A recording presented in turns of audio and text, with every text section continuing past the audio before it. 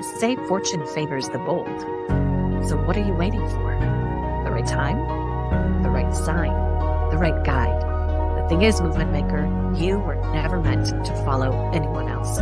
You were destined for something bolder and braver and truer, and you know it. It's time for you to write your own damn permission slip. You have permission to dream big, not that you need it from us. Fortune favors the bold. So, what are you waiting for?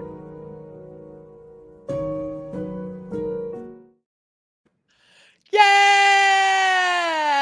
Oh, and you know what? Here we go. Wait, this right here. Oh my gosh. I'll dance.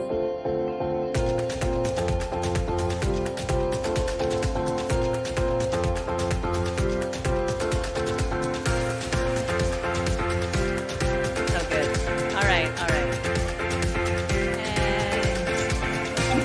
And welcome, Ashley Garner. Welcome. Yay! Yay, yes. I told somebody the other day I used to have moves, but now I just have fun.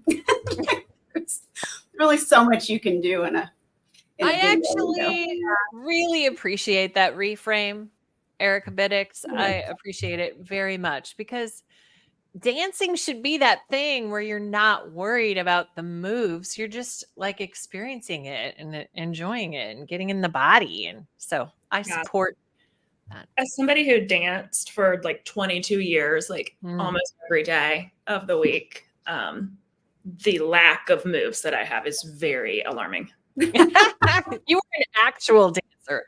Erika and I just go to weddings. Yeah, But true. You're an actual dancer. I mean, I also used to be in the club a lot, but you know, it's fine.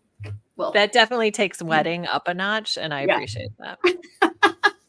all right, welcome to our guest today, folks. We've got Ashley Garner here. She is the owner of Nest, and I'll let her explain what that is momentarily. But if you were at Permission Slip Conference 23, you actually saw her work all over the room because she did all of those beautiful vignettes on all of the tables.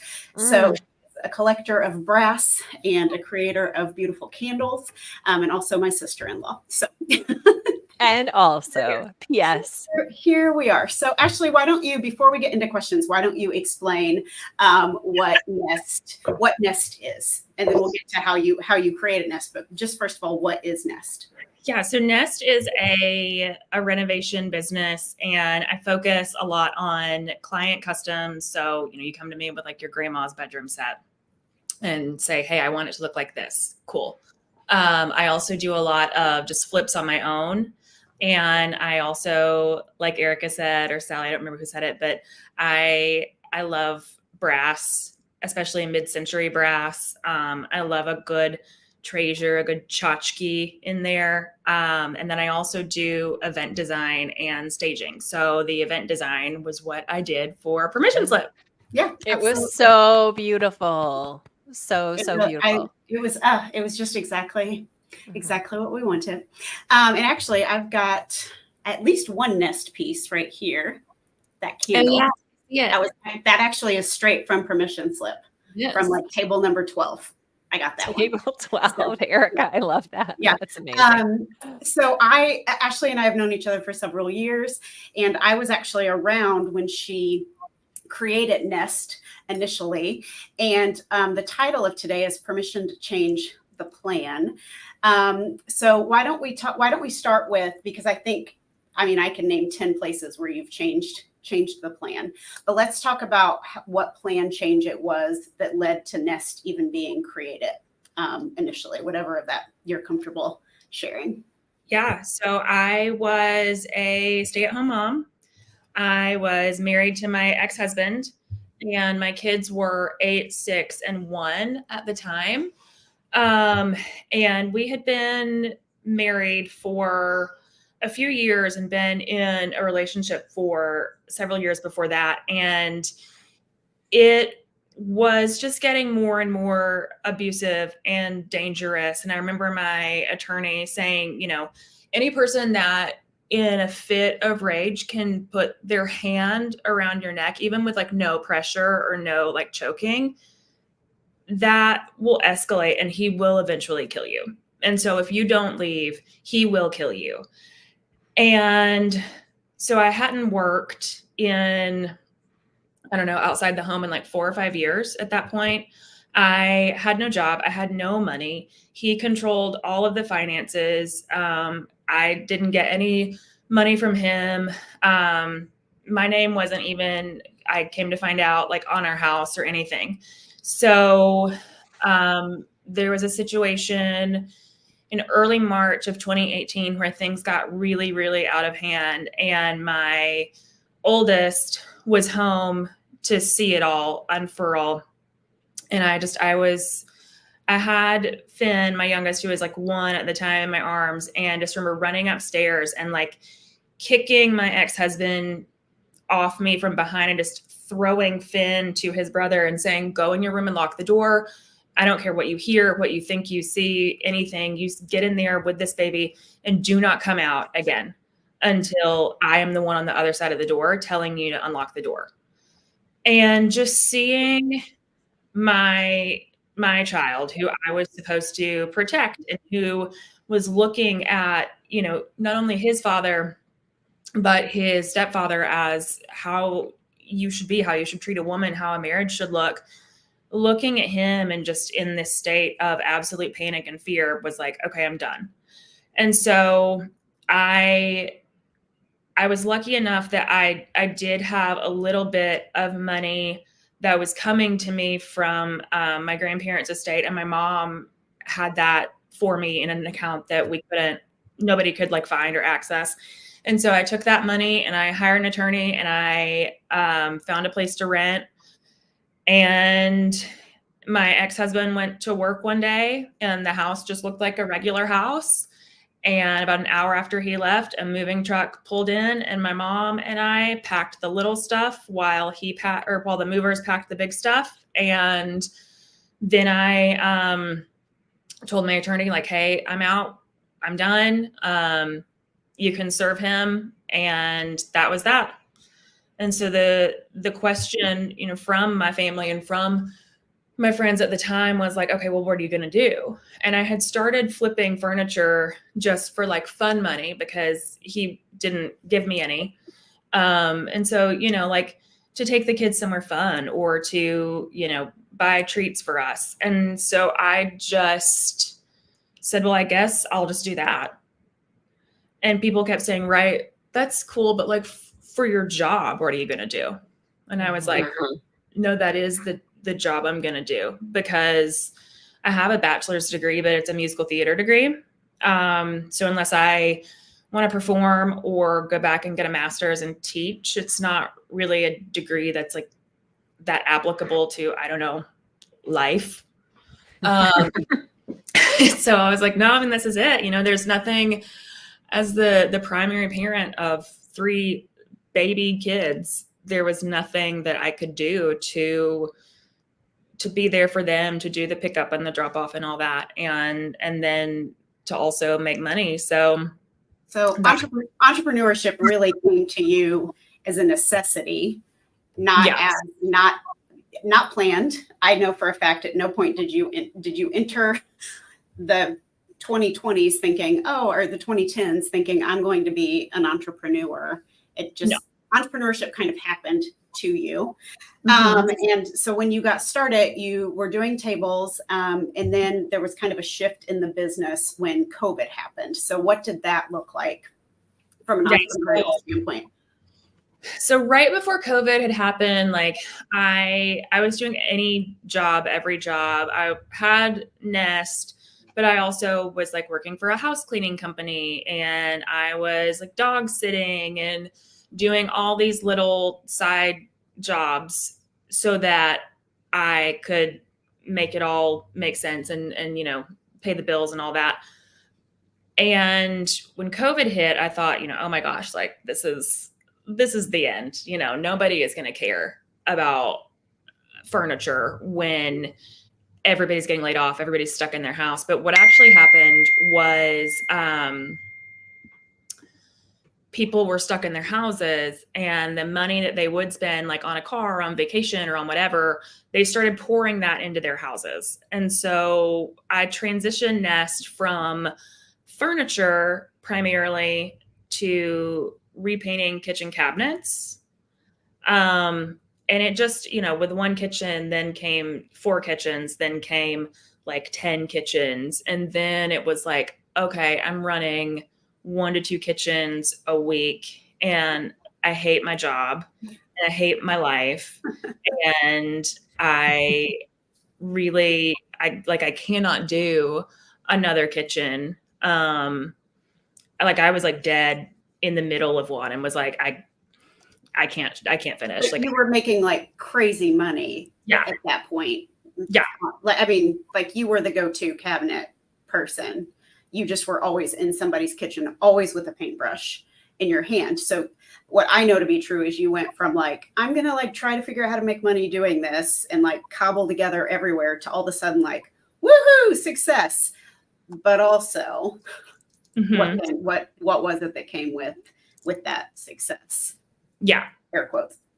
Yeah. It was like, I can take my kids and I on a 2-week beach vacation and like pay for everything. And my mom's going to come with us. And, I'm paying for like these fun, like extra things. But then it was like laying on the beach, scheduling things out and moving people around and like trying to figure out, okay, as soon as we get back, if I can, if we get back on a Tuesday, then Wednesday morning I can start in so-and-so's kitchen and be done by Thursday. And then I can go ahead and take so-and-so's kitchen apart Thursday evening and then Friday be in their kitchen. And it's like, some people can work at that capacity and some people like to work at that capacity.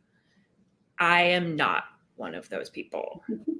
which you found out, right? I think you thought you could be that person. Oh yeah.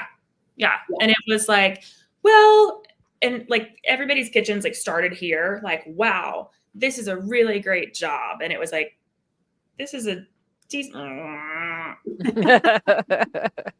Okay. So at this point you have accidentally become an entrepreneur. You have and a very successful entrepreneur. Right. A very successful one doing something that you really just don't enjoy. There's a lot of other story in there. And so I'm going to circle back to the permission piece. But all of that said, where do you stand today on like today, if you had to tell somebody what Nest was doing, what is it just today? I know you told us what Nest was, but like what pieces of entrepreneurship are you doing today with Nest? So I am not doing cabinets with Nest. I will occasionally do a kitchen, and it's very like, okay, you don't seem like a lunatic person. Your kitchen is like a smaller kitchen that seems manageable, or it's like a vanity in like a butler's pantry situation. It's not like we have this hulking kitchen space that's going to take you weeks and weeks. I do not do that anymore. I do a lot of my own flips, and I do commissions. But what I recently really started to get in was I had I think we're up to 4 now, my 4th brick and mortar fall through in like early March. And I just really sat with that for a little while and was like, okay, I obviously, for whatever reason, the universe is like, you're not going to have your own store, but what can you do that feels like that and that gets your stuff out? And that's not you going to all these pop-ups and markets and these things, because I don't know if you guys have like felt brass lately, but it's heavy. Playing like feathers and paper. And so loading up everything and putting it in the car and schlepping it out, and like market season was not great last year all across the board for makers. So that was not appealing to me either. So what I thought was, I'm not a typical business in that most people that retail or wholesale, right? You've got 10 greeting cards and you can print 100 of each card, and now you're wholesaling those and you're putting those in stores, whatever. What I can do is say, hey, your store is focused on this, or you want this because this product line feels like it's missing, or you don't have enough of it, or you have this already and you think this would complement that. So I can either come in as a retail partner for you or a wholesale partner for you. And you can tell me, your vibe, your budget, and I can put together like a wholesale grouping for you, give you, what I would say is standard retail on it, and then send it to you. Or we can do some kind of partnership, not where I'm like a vendor in, like a booth situation, but where I am an integrated part of your store with my own SKU lines, my own price tags. I set my own prices, and then you run that through your POS, and we go from there. So that was in March that all kind of fell through. And as of now, I have 2 wholesale partners and then 3 or 4 retail partners. So I really, and then I've got we're calling it a permanent pop-up. I'm actually going into another brick and mortar and kind of halving that space with her from now until early fall, if not beyond that. Yep. Okay. So I have yeah, go for it. Oh, yeah. Sorry. Okay. I just wanted to ask a question specific to the role that your accessories, and I don't know if that's the right word for it, but Decor. you said tchotchkes, decor, like it's stuff, but it plays a really important role. And I would love to hear from your perspective as somebody who has lived in that space and crafts and curates those. What are the right things for the right space? Like, if you were to ask people, why does this matter when you're pulling stuff together for an event? What is the role that those things play in helping create the experience for people?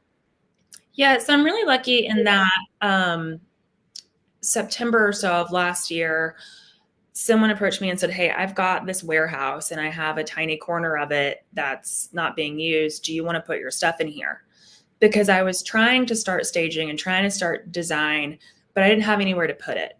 So it was like, I would love to do this for you, but we've got to do it in the next week because I got to get this crap out of my house.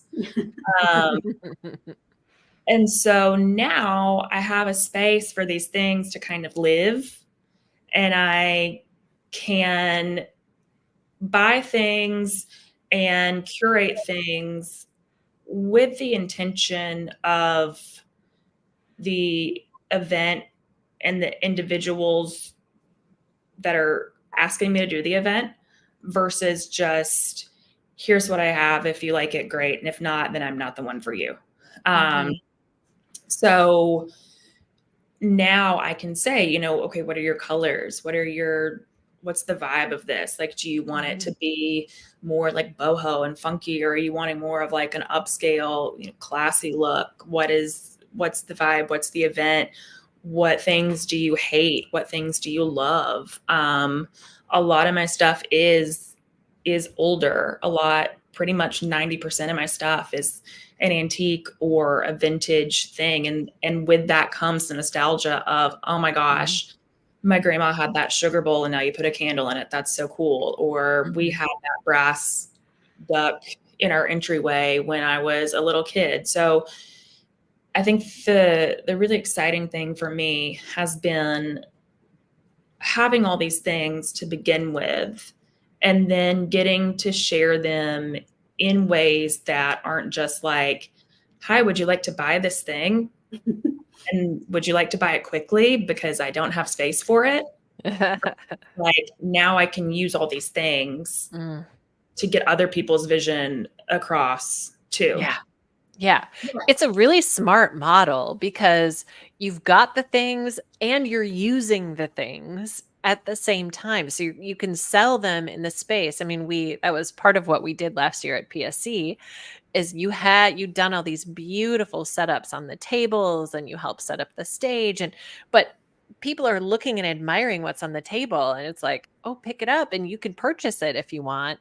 So I just feel like it was really cool win-win. Like, we're always wanting to highlight local creative entrepreneurs and makers, and so it was really fun to be able to do that, and so beautiful at the same time. And I love the business model. It's just super smart. Well, and I would love to chat just a little bit, Ashley, about however many years in you are now, 5 or 6. You are 6, so you are super involved with the maker community here in Knoxville. So what does that look like, not just from an entrepreneurial standpoint, but really a place where you're able to pour your time and talents and your resources into? What does that look like as an add-on piece to your business where you're doing it pro bono also? Yeah. So I think it was like 2020 or early 21 when I came to you, Erika, and was like, hey, your brother's trying to tell me how to run my business and it makes me want to choke him. So can you instead tell me how to run your business? Because I would like to continue to love him. And you just have to see our faces laughing, because I was like, it's Erika's brother. I love that. So anywho. And so I met with her and did like a really, really quick, like baby coaching session of like, here's what you need to do moving forward. And here's the people that I can introduce you to moving forward to make that happen. And one of the connects was somebody who knew somebody at the Maker City. And the Maker City is basically just a very big resource guide for small businesses, makers, entrepreneurs in Knoxville and surrounding counties. We're housed in the Knoxville Entrepreneur Center, which is in Market Square, like our little downtown area. And we get funding from the city and also through KEC. So I immediately was like, okay, so it's just a bunch of people like helping people. That sounds great. I need much help. Let's go. And from, I think it was 2021 until now, I really, really just latched on to these people and learned from them. And, you know, it really is, it feels like my people. And I think we all have those little tribes everywhere. But the Maker City arm is really, really strong and broad in Knoxville. And it really has a lot of people kind of under its umbrella. And so with them, I've been able to sit on like events planning just as a whole, and then also kind of distill that down into the Maker City Summit and summit planning. And, you know, I really try to think back on what I wish people would have told me as a starting out maker. And then I also try to think, you know, if I wasn't doing this, if I was doing, you know, pottery or macrame or, you know, artist like painting, but like on a, you know, you don't want me to paint your picture. What would I find helpful? And I've been lucky enough to get to have a seat at the table and get to lead a lot of those conversations. And it's just, I think a lot of times it's hard because like I work alone and I live alone with my kids. And, you know, it's like, I don't get a lot of, I don't know, gratification, I guess, from what I do in the day to day, because it's like, look, internet, I did this thing. Do you like it? But with the Maker City, like not only do I get to use my skill set to be helpful, but then I get to see people enjoying the programming and talking about the programming and coming to the summit. And it's just such like I don't know, it's so cheesy, but it's like such a bucket filler. Yeah, absolutely. Well, I think also I mean, just to speak for the Maker City as a recipient of what they're offering, it really is showing that being a maker is a viable option for entrepreneurship too, because I would argue pre-pandemic, most people would have thought of maker items or the piece of the business that was a maker business as a side gig or as a side hustle.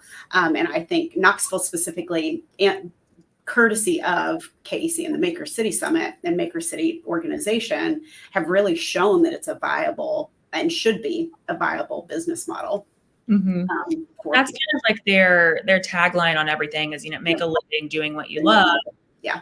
And it's kind of a pain point because Knoxville is changing and it is evolving into a bigger city, but it still is, it wants to be an Atlanta or a Nashville or a Dallas, but it's not paying as an Atlanta or a Nashville or a Dallas. And we don't have the infrastructure yet to support that in a lot of areas. And so that has really been a focus this year, after getting results from the summit last year, that the average income of the people who came to the summit and who identified themselves as full-time makers in Knoxville was about $50,000 a year.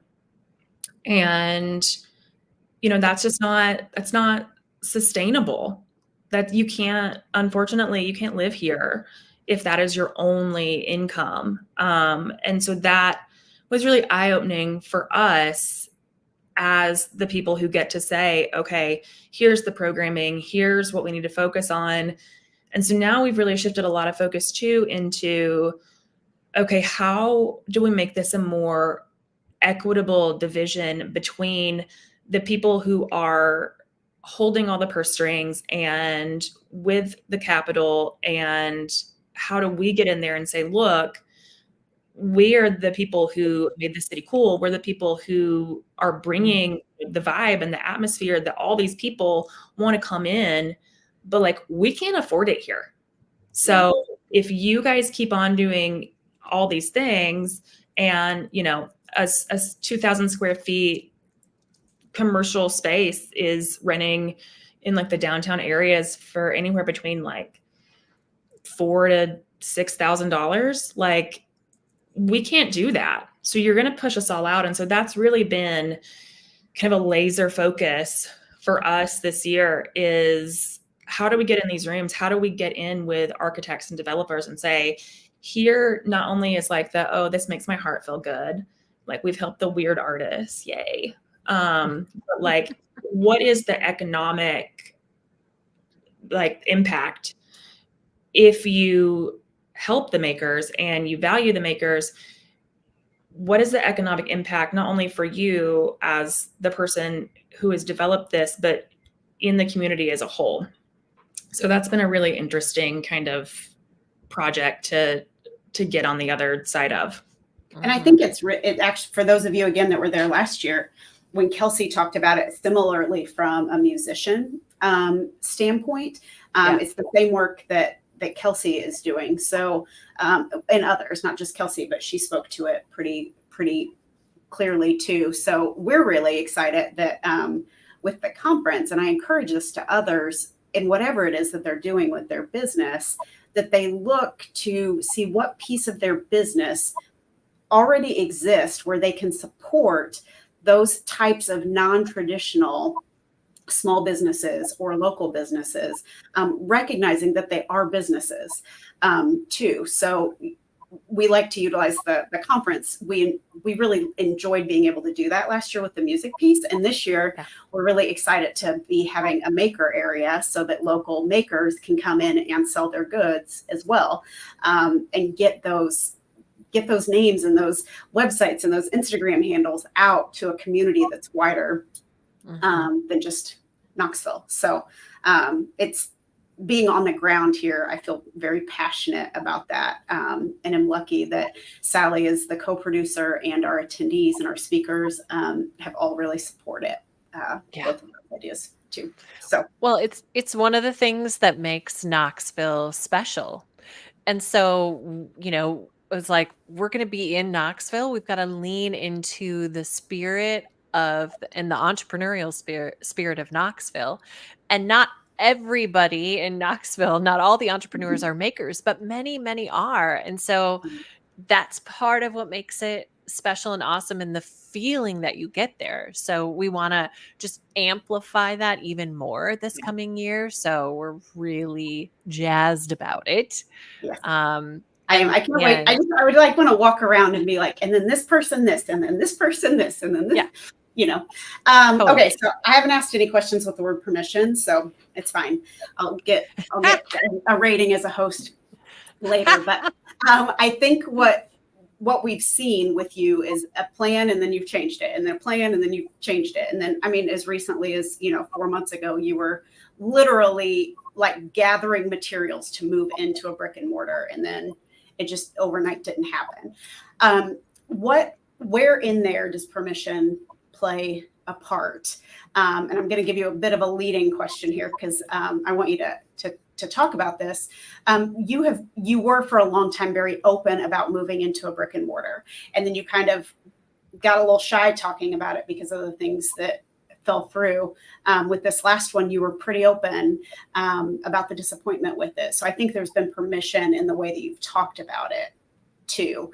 But how has permission played a role, giving yourself permission played a role in kind of all of these changes, or how you're outwardly speaking about it to, the world? I think a lot of I think it helps as just a human to think about the fact that like nobody is thinking about you as much as you're thinking about you. And so being able to be like, hey, I was going to do this thing and now I'm not. To me, it feels like this, like, oh my God, everybody's going to think that I'm this and that. And oh no, what am I going to do? But to the public at large, or, the public at Instagram or whatever, it's like, oh, that sucks. Anyway. So it's like reframing that, like, okay, nobody's really thinking about me all that much. That's been very helpful. And then I think just giving myself permission to see I am not real great at like long game. I am an only child. And I'm like, I want it now. I want to see it with my eyeballs, and I want it now. In fact, I want it yesterday. Like, I am Veruca Salt. Come on. And so living in that headspace is not great, turns out. And it's not like conducive to being an entrepreneur, because your business goes like, all the time. So there's no like real, for most people, like linear upward, this is nice and neat and tidy on a graph way to be an entrepreneur.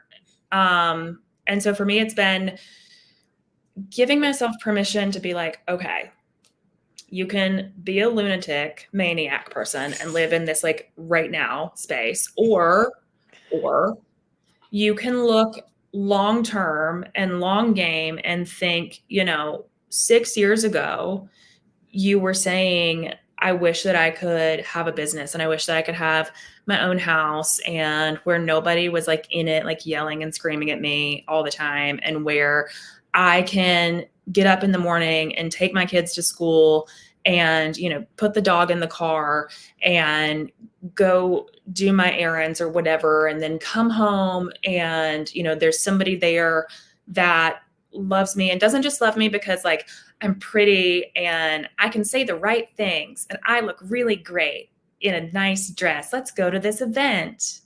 Like, but loves me instead for like all of me, even the parts that are gross. And, when I think back to that, then like I have done it all. I have done the things that I set out to do 6 years ago. I have set out to to change my life and to change my kids' lives. And, you know, I've done that. Mm. And I think the biggest thing for me is like, I remember that feeling when we moved into the first house that we had right after like the night that I left my ex-husband.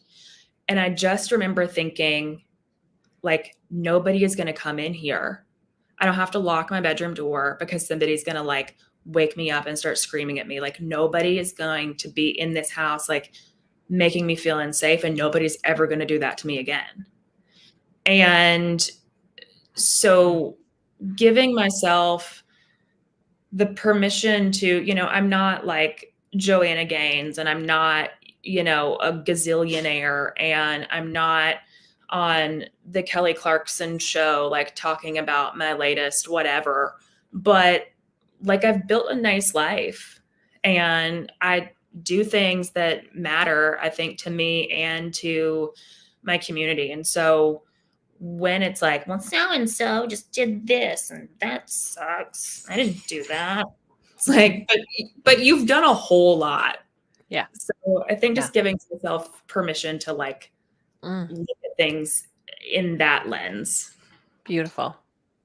And I just want to offer a wholehearted hell yes to what you just said, Ashley. And it's really important to just pause and take that in, because it was your entrepreneurial business was your way out, and that is no small thing. And I don't understand, because I haven't lived that, the kind of courage and risk it takes and just bravery to go into this unknown place for yourself and for your kids. But I recognize the power of it and your courage in doing it. So I just want to like stop and pause that. And so whatever else hasn't happened yet, like that is something you should feel so, so proud of for yourself and for your kids. And I know you do, but I just have to be like, we got to underline that. This is really incredible. Thank you. Yeah. So I'll ask the last question, Ashley, which is, Ellington loves a Zoom meeting. He's coming on.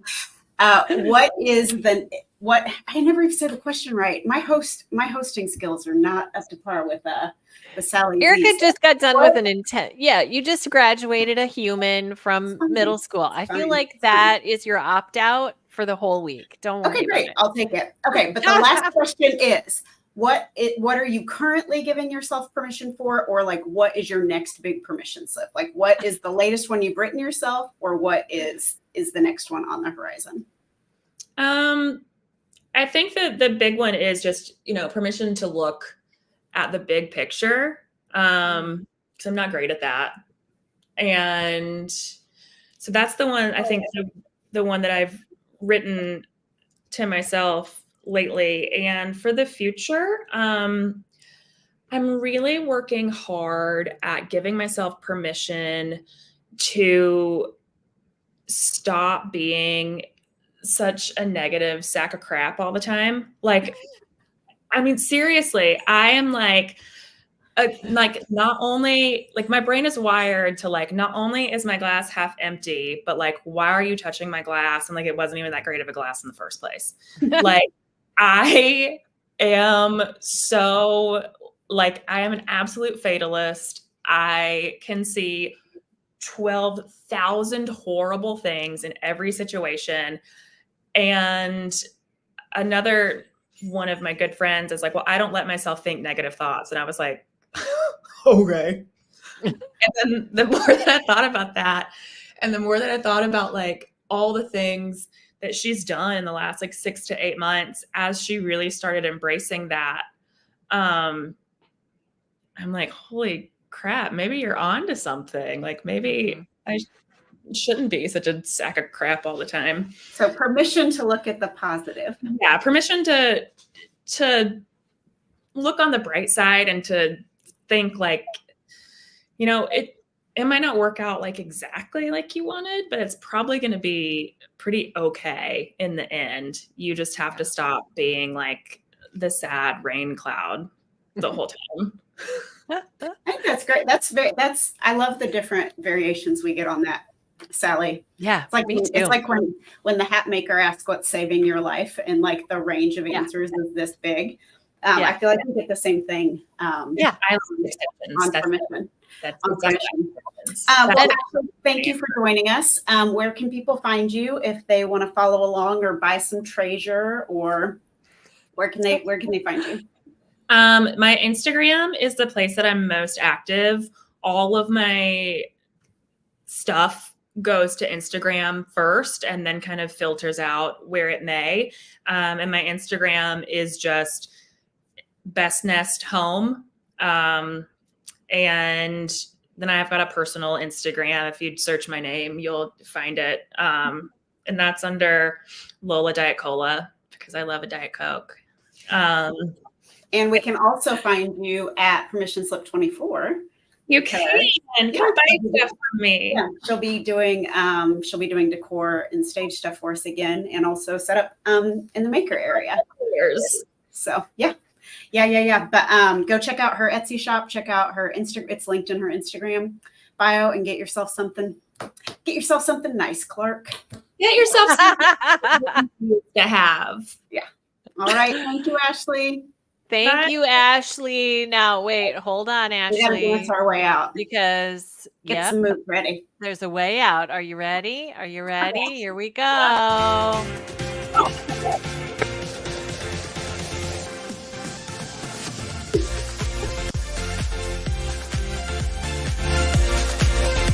right, everybody. Great seeing you. Thanks for being here. See you all soon.